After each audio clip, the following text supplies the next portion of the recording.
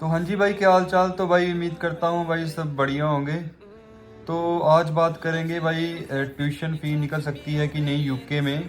तो भाई एक सब्सक्राइबर की डिमांड आई थी कि भाई वीडियो बनाओ कि यूके में हम ट्यूशन फ़ी कैसे निकालें, और अगर नहीं निकली तो क्या होगा। तो भाई चलिए इस वीडियो को शुरू करते हैं और आपको बताते हैं कि यूके में आप ट्यूशन फ़ी निकाल सकते हैं कि नहीं।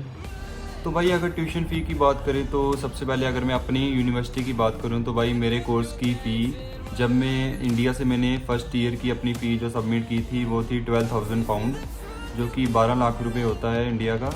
लेकिन मेरी फ़र्स्ट ईयर की जो फ़ी थी वो 16,000 पाउंड थी, और मुझे 4,000 पाउंड की स्कॉलरशिप मिली थी क्योंकि मेरे मार्क्स बढ़िया थे 12th में।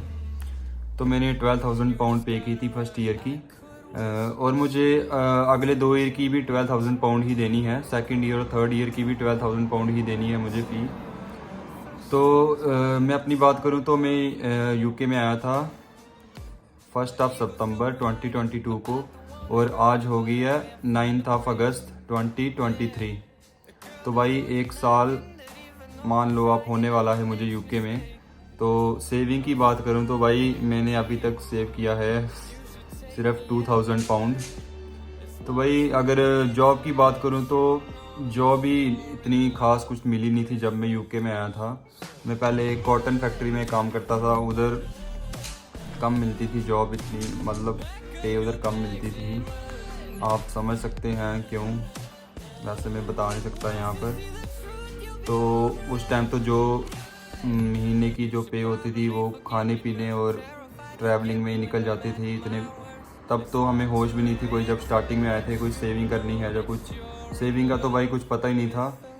तो ऐसे ही दिन निकलते गए। फिर उसके बाद सिक्योरिटी का लाइसेंस बनाया, और जब सिक्योरिटी का काम शुरू किया तब टाइम भी अब थोड़ा कम रह गया था, जब मैंने अपने सेमेस्टर की फ़ी देनी थी। तो भाई मेरा फर्स्ट ईयर जो है वो ख़त्म हो चुका है, और मुझे यूनिवर्सिटी की तरफ से मेल आ गई है कि सितंबर में मेरा नेक्स्ट ईयर स्टार्ट होगा, जो सेकंड ईयर होगा। और मुझे 30 सितंबर तक मुझे 6,000 पाउंड यूनिवर्सिटी को देना है, और मेरे पास अब तक 2,000 पाउंड की सेविंग हो चुकी है। तो भाई आप ही के सामने होगा जो भी होगा, और आपको पता लग जाएगा कि मैं फ़ी दे पाया कि नहीं। तो आपको भी बताएंगे क्या हाल हुआ मेरा और क्या नहीं, क्या मैं मैनेज कर पाया अपनी फ़ी या नहीं। तो भाई सितंबर को तो देनी है 6,000 पाउंड, और अगली जो नेक्स्ट जनवरी है 2024 की, उसमें भी मुझे 6,000 पाउंड और देनी है।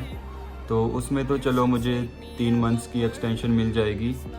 तो उसमें देखेंगे कि क्या होगा, आप ही के सामने होगा जो भी होगा, आपको बताता रहूँगा कि मेरी फ़ी मैनेज हुई कि नहीं।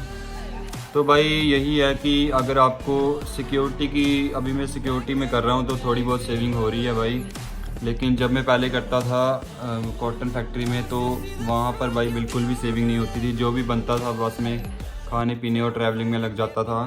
तो भाई मैं तो आपको यही कहूँगा कि अगर आप जब भी यूके आते हैं तो स्टार्टिंग में आपको कोई भी जॉब मिलती है तो उसमें आप थोड़ा थोड़ा सेव करते रहिए, क्योंकि आपके पास गाइस टाइम होता है कि आपको 8-10 महीने होती हैं कि आपको आधी आधी करके फ़ी देनी होती है। कि मान लो आपकी 12,000 या 14,000 पाउंड है, तो आपको 6,000 या 7,000 करके ऐसे देनी होती है, 7-7 या 6-6 हज़ार करके फ़ी देनी होती है, इकट्ठी नहीं आपको देनी होती।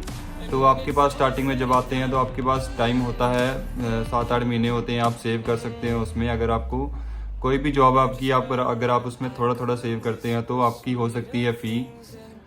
तो बाकी तो गाइस आपको पता चल ही जाएगा जब मैं अपनी फ़ी दूंगा।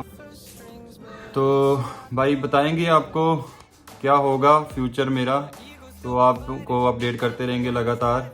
तो भाई आपको आइडिया लग ही गया होगा कि फ़ी निकल सकती है कि नहीं।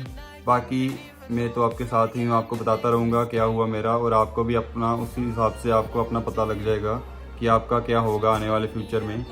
तो भाई यही थी वीडियो, तो वीडियो को यहीं पर करते हैं एंड। तो मिलेंगे आपको अगली वीडियो में। Till then good bye.